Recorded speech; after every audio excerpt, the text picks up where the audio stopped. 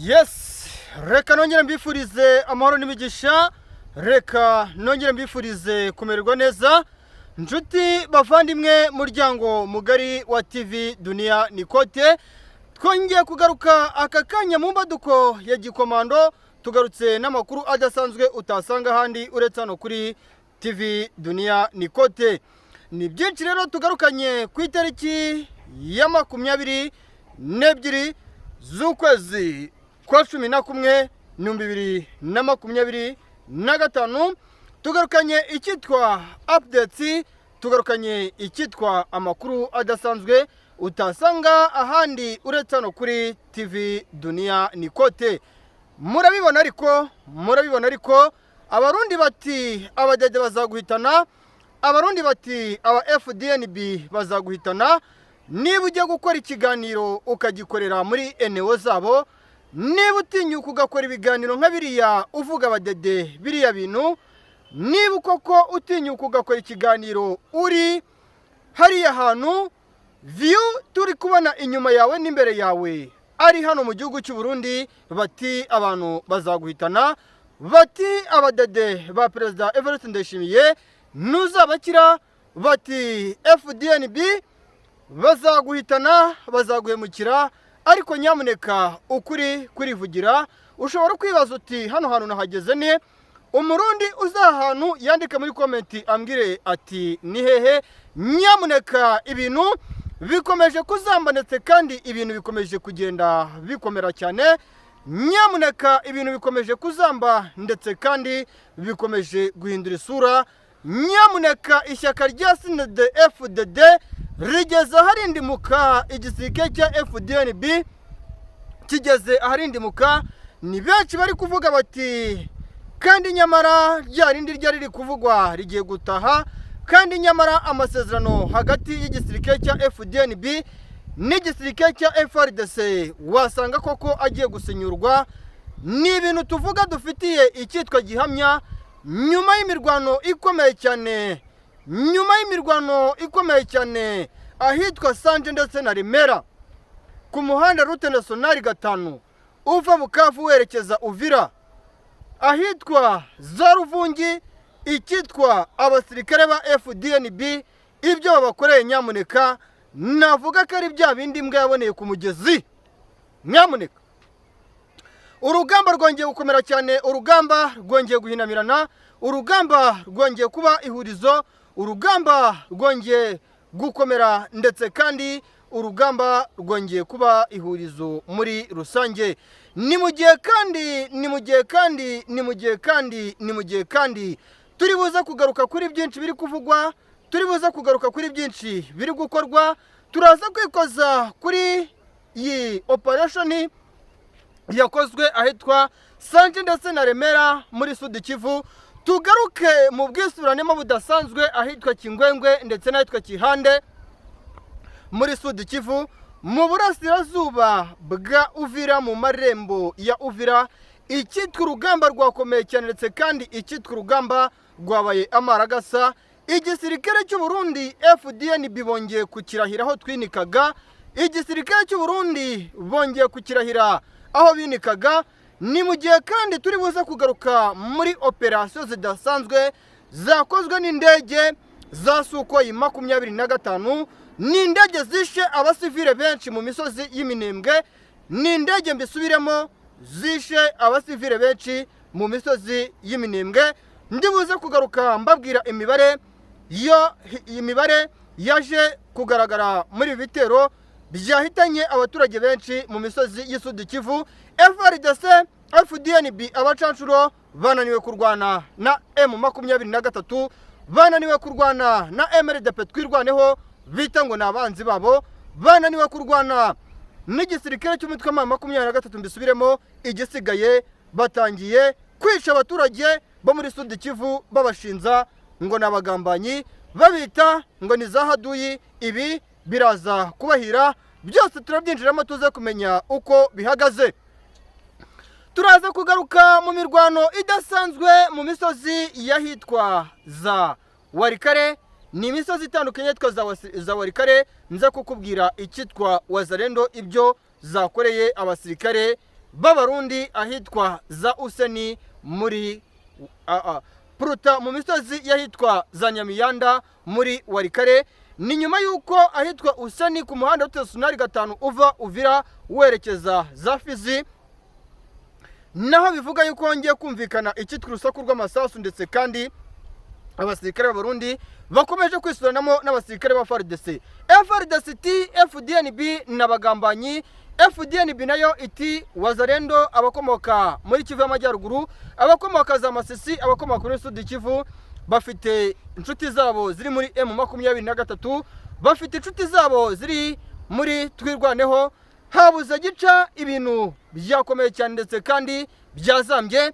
Turagaruka ku zindi ndege, turagaruka ku ndege nanone ya Sukhoi 25 yongeye kurasa muri NWO z'umutwe wa 23, ndetse kandi ibi bitero by'iyi ndege bigahitana abaturage benshi muri teritwari ya Masisi. Turagaruka ku ndege yagaragaye mu kirere cy'ikibuga cy'indege cya Goma nyuma yuko guverinoma y'igihugu cya Repubulika Demokarasi ya Kongo yakomeje kugenda itangariza abaturage b'igihugu cya Repubulika Demokarasi ya Kongo yuko igiye gukora igishoboka cyose, yuko igiye gukora igakora iyo bwabaga ikibuga cy'indege cya Goma kigafungurwa. Ikibuga cy'indege cya Goma hagaragaye icyitwa operasiyo idasanzwe.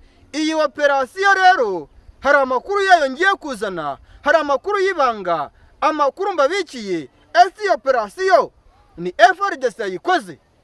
Ese iyi operasiyo ni M23 yayikoze? Niba ari M23 yayikoze, yarigamije iki gukora ino operasiyo? Turabyinjiramo. Nta byacitse, ni indege yagaragaye mu kirere cy'ikibuga cy'indege cya Goma, ariko none bitewe n'ibintu bimaze iminsi bivugwa ku kibuga cy'indege cya Goma, ayo ni amatsiko mba ngomba kubabikamo, ayo ni amakuru turi bwinjiremo ndani ya ndani nkababwira uko bihagaze. Nyuma y'ikibuga cy'indege cya Goma, nyuma y'indege kugaragara mu kirere cy'ikibuga cy'indege cya Goma, imikwabu yongeye gukorwa ahitwa za Rusayo. Imikwabu yongeye gukorwa mu bice byinshi bitandukanye, za Mukakatindo, mu misozi nyinshi itandukanye, za Bukumu, za Rutoke, ndetse kandi mu misozi ya za Karitsiye Birere. M23 hari benshi yaguye gitumu ibafatana ibizibiti. Ese ibyo bizibiti ni biki? Byose turabyinjiramo tubabwire uko bihagaze. Turaza kwikoza mu gihugu cy'u Burundi mbabwire uko situasiyo ihagaze. Igihugu cy'u Burundi mbisubiremo, ibyacyo bikomeje kuba agaterera nzamba ka nyina wa nzamba, mwene nzamba Perezida Evariste Ndayishimiye. Yabuze yacira, yabuze yamira, yabuze uko abigenza. Igisirikare cya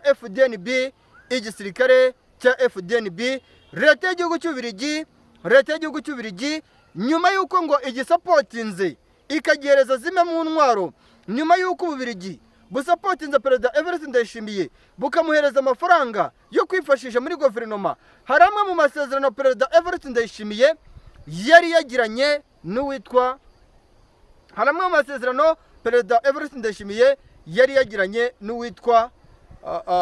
n'igihugu cy'Ububiligi, akanayagirana kandi n'igihugu cya Repubulika Demokarasi ya Kongo. Birumvikana kari kwa Dorogoshe Duruwace, kwa Perezida Evariste Ndayishimiye na Kisekedi Shirombo. Ubwo mbicisha ku ruhande mbigarura ku Dorogoshe Dorowacinga, ni ukugarura ibintu bizana. Nyamuneka ibintu rero byazambye ndetse kandi byakomeye.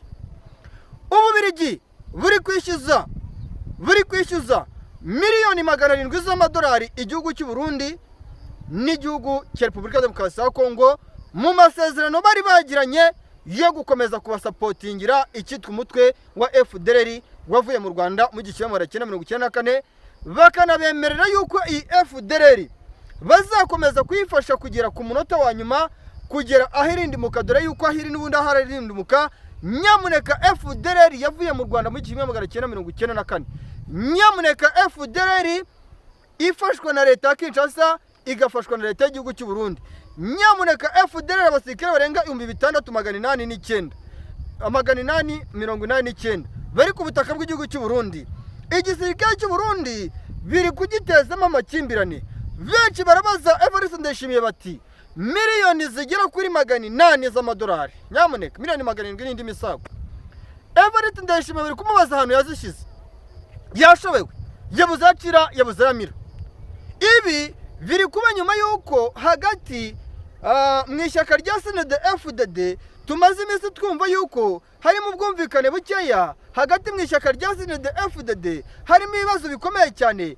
Ibibazo bikomeye byiganjemo kutumvira Evariste Ndayishimiye. Ndayishimiye ngaragira gutya, agira uwabwira mu badede bagenzi be batigira gutya, kora gutya, umudede ngakiryamira kamera gutya, akavuga ati ngewe ni gute perezida dufatanyije kuyobora igihugu, niba ndi minisitiri w'intebe cyangwa se afite inshingano runaka, afata miliyoni zigera kuri 700 akazigabana n'inshuti y'amagara umwe bakunda kwita ngo ni impanga ye, perezida Antoine Francis Tshisekedi Tshilombo, akabiduhisha kandi turi abantu bagenzi be, turi abantu bategura ibintu mu buryo bumwe cyangwa se ubundi, agakomeza kutubwira yuko ngo gufatanya na FDLR ngari ibintu ngo byagakwiye ngo byigwa mu buryo bumwe cyangwa ubundi, ngari kugira ngo bakomeze bafashe inshuti yabo magara perezida Antoine Francis Tshisekedi Tshilombo, ngo kandi nyamara uyu mugabo yifitiye izindi nyungu ari gukura muri no FDLR. Nyamuneka biravugwa, biremezwa yuko igihugu cy'Ububiligi cyahagurutse, iyi nkuru ubwa mbere nyigarutsemo, cyahagurukiye kwaka amafaranga cyahaye uwitwa perezida Antoine Francis Tshisekedi Tshilombo na perezida Evariste Ndayishimiye mu kwezi kwa 9 ku itariki ya 8 z'ukwezi kwa 9 nibwo ngo ayo mafaranga yarashijemo. Amwe ngo bayabahaye byari mu kwezi kwa 3 ku itariki 3 muri uno mwaka, andi bayabahereza mu kwezi kwa 9 ngira ngo hagati mu itariki 8. Miliyoni zirenga 700 zimara zitazikengerwaho n'ikitwa FDNB na FARDC, bemeye gusapotinga igisirikare cy'umutwe wa FDLR. Ibyo bakimara kubyemera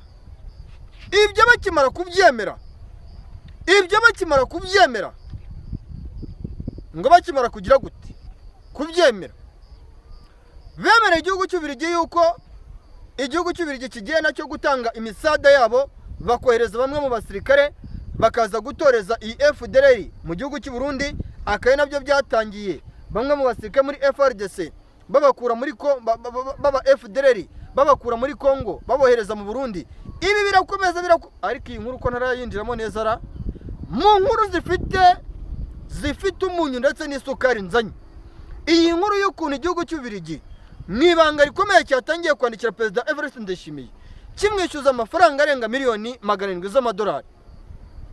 Bari kumubwira yuko mu gihe batatanze ano mafaranga ngo bari buza guteza icyago gikomeye. Ni nyuma yuko biri kuvuga yuko FDLR hashobora kuba habaho imbaraga zikomeye cyane zo kuba yakurwa ku butaka bwa Kongo mu bice bitandukanye, bitewe nuko imiryango mpuzamahanga imwe n'imwe yamaze guhagurukira guca ino FDLR. Nyamuneka muze kumbwira yuko ibyo bintu biri buza gukunda, muze kumbwira yuko ibyo bintu biri buza gushoboka mu gihe uwitwa perezida Evariste Ndayishimiye n'uwitwa perezida Antoine Francis Tshisekedi Tshilombo bamaze gufata ayo mafaranga amwe n'amwe bakayashyira hehe mu ikofi yabo, bakayashyira ku makonte yabo. Tukagaruka kuri cya kibazo cy'uwitwa perezida Evariste Ndayishimiye, bivugwa yuko akomeze gushinzwa gufata amwe mu mafaranga akayashyira hehe, akayishyirira muri konte cyangwa se aya mafaranga akagira uruhare mu kuba ari gusapotinga imiryango ye hafi ndetse n'isushi ze z'akadasohoka, kandi nyamaranga abaturage bo mu gihugu cy'u Burundi bari kwicira isazi mu maso. Nshuti bavandimwe, muryango mugari, nagiye mbabwira nti ibi bintu uko umunsi ugenda uzahaza undi niko bizajya bifata ishusho yihariye, niko bizajya biza mu mvugo itandukanye n'uburyo ibintu bikomeje kugenda bigaragara. Ibi kandi mbibutsa yuko bibaye ku witwa perezida Evariste Ndayishimiye, aka kanya igisirikare cya FDNB kiri kugorerwa mu misozi y'ahitwa muri Sud Kivu. Bikanavugwa yuko impamvu ikomeye cyane igisirikare cy'u Burundi ndetse kandi n'igisirikare cya FARDC bamaze gufata imyanzuro yo gukora hano ma operation yo gukoresha zino ndege za Sukhoi 25, gukoresha zino ndege ziri mu bwoko bwa CH4 drone, ari uko bamaze kubona yuko uruhande rw'igisirikare cy'u Burundi mu gihe gitoya intare zasarambwe mu gihe zamaze kudeployinga abasirikare hano kuri no muhanda Route Nationale 5 uva ahitwa za Kaniyora umanuka ahitwa za Ruvungi bideka n'ahitwa Kisozi. Biravugwa ndetse kandi biremezwa yuko intare za Sarambwe zihaye igihe kitangana nibuza n'amezi 2 icyitwa Uvira kikaba cyavuyemo. Niyo mpamvu n'igisirikare cy'u Burundi n'igisirikare cya FARDC biri kuvugwa ndetse kandi byemezwa yuko aka kanya ubwumvikane bukeya bwamaze guhindura isura, bwamaze kwiyongera. Ubu bwumvikane bukeya bushingiye kuki? Ubu bwumvikane bukeya bushingiye ku bikorwa byinshi bitandukanye bishinzwe igisirikare cy'u Burundi, aho bagitegeka kujya mu misozi isa naho ari muri risk zone. Igisirikare cy'u Burundi kikanga kujyayo, kikavuga yuko gikeneye imisada y'abasirikare ba FARDC cyane cyane b'abahibu, kikavuga yuko gikeneye abacancuro. Mbibutse yuko abacancuro nabo nyuma yo kubona yuko Uvira ishobora kuba igiye kuvamo, gahunda ubu ngubu basigaranye niyo kujijisha FARDC bakadeployinga abo basirikare baba black batakomoka muri Amerika Amajyepfo mu bice byahitwa za Ishunga muri Warikare, bakabadeployinga ahitwa za Mpofi muri Warikare, muri ari amashyamba n'ubundi ari inyuma iyo ngiyo, n'ubundi bitero biri buze kugabwa bakumva imbunda zivuze bagahita bavuga bati muzane indege mudutware mudusubize hehe Bujumbura cyangwa se mudutware za Kisangani. Ibintu byakomeye nyuma y'uko umutwe wa 23 wamaze gutangatanga icyitwa ikibuga cy'indege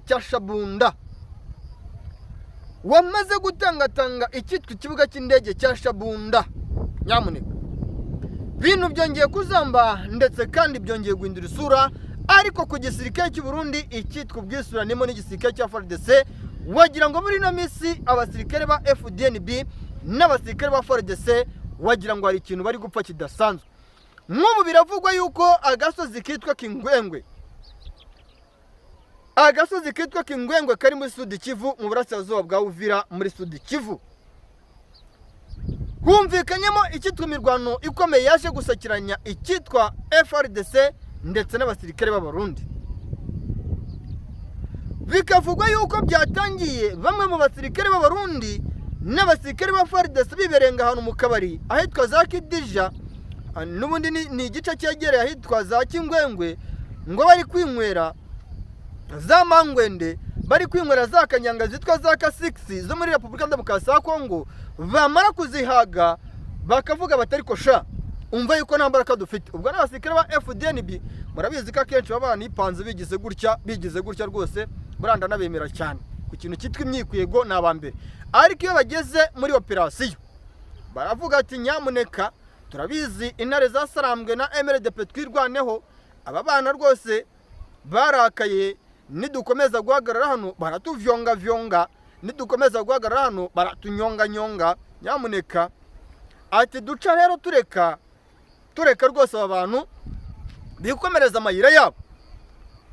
Bikavuga yuko igisirikare cy'u Burundi, bamwe mu basirikare b'Abarundi bivuga yuko ngo benshi muri bo bakomoka mu bwoko bwabo tutudire yuko banashinza witwa President Evariste Ndayishimiye kudeployinga abasirikare mu gihugu cya Kongo, akenshi agendera ku ngengabitekerezo y'ivanguramo. Ingengabitekerezo y'ivanguramo bikavuga yuko ari nayo iri gutuma FARDC aka kanya iri kuvumbura yuko ngo bamwe mu basirikare abenshi President Evariste Ndayishimiye yohereje, bamwe mu basirikare ba FARDC bakomeje kubita ngo ni ibicupuri. Ariko iyo bavuze ibicupuri buriya nyine hazamo n'akakantu k'ingengabitekerezo. Buriya muri FARDC naho ingengabitekerezo cyane cyane y'ivanguramo banakureba isura rwose bakavuga ati buriya Karemba ni iki kintu, buriya n'uw'imasisi cyangwa n'uw'iminembwe. Buriya Karemba niba ari wo mu Burundi avuka Imakamba, avuka Ruyigi cyangwa avuka Cyankuzo. Ibyo bintu nabyo rwose byishe Abanyafurika. Afurika yacu burani no kuyisengera, kuko ibintu byose biri kuba akenshi nta n'ikindi kintu ubona kiri kubitera uretse ikintu cyitwa ivanguramoko. Iyo mvanga Abanyamurenge ngo indege zasherinze ibisasu za Mikenke, zasherinze amabombe za Rugezi, nta kindi bareba nka karitsiye ituyemo n'abaturage b'abatutsi benshi, dore yuko biriya bice kenshi n'ubundi bituyemo n'Abanyamurenge benshi, ibice bituyemo n'Abanyamurenge benshi bakavuga ati ariko iki gice ngo babanje kwiga ngo baba bafite n'amakuru y'ubutasi yuko ibyo bice bivukamo abantu benshi batanze abana bagiye mu gisirikare cy'ama 23 cyangwa twirwaneho. bagahita bohereza indege zigasheringa di. Ibyo bintu umva atari byo gusengera, ni ibintu bikomeye cyane. Leta y'igihugu cy'u Burundi rero iri mu ihurizo rikomeye. Igisirikare cy'u Burundi biravuga yuko binashoboka yuko mu gihe gitoya gishobora kuba cyanasinyura amasezerano ari hagati yacyo n'igisirikare cy'umutwe wa 23, bikanavuga yuko kandi amakuru ashingiye ku butatsi bwa Anire ndetse na Demiyape ku butaka bwa Kongo ngakomeje kugaragaza yuko uruhande rw'igisirikare cy'u Burundi abenshi mu bari gutoroka urugamba n'ubundi ngo babanza no gutoroka bamaze no kugambanira icyitwa igisirikare cya FARDC na FDNB, bikavuga yuko rero ibintu biri buze gushyira mu ihurizo n'ikibazo gikomeye igisirikare cy'u Burundi na leta y'igihugu cy'u Burundi n'igihugu cya Kongo muri rusange. Murakoze cyane inshuti z'akasohoka, kandi nanashimira abakunzi bacu bo mu gihugu cy'u Burundi baba badufashije kuza gukorera amakuru ahantu nk'aha. Ntabwo ari ibintu biba byoroshye, nyamuneka ntabwo ari ibintu biba byoroshye nk'umurundi nsanze hano hantu. Nyamuneka rwose bakunzi bacu, umuryango mugari w'abarundi, nanashimira abamfashije kuza hano, inshuti z'akadasohoka rwose kudashapo, maro n'imigisha bikomoka kuri Nyagasani impagarike n'ubugingo bigume mu mutima yanyu. Murakoze cyane. Ni kuri TV Dunani Kote, turabakunda kandi tubahoza ku mutima. Ciao ciao.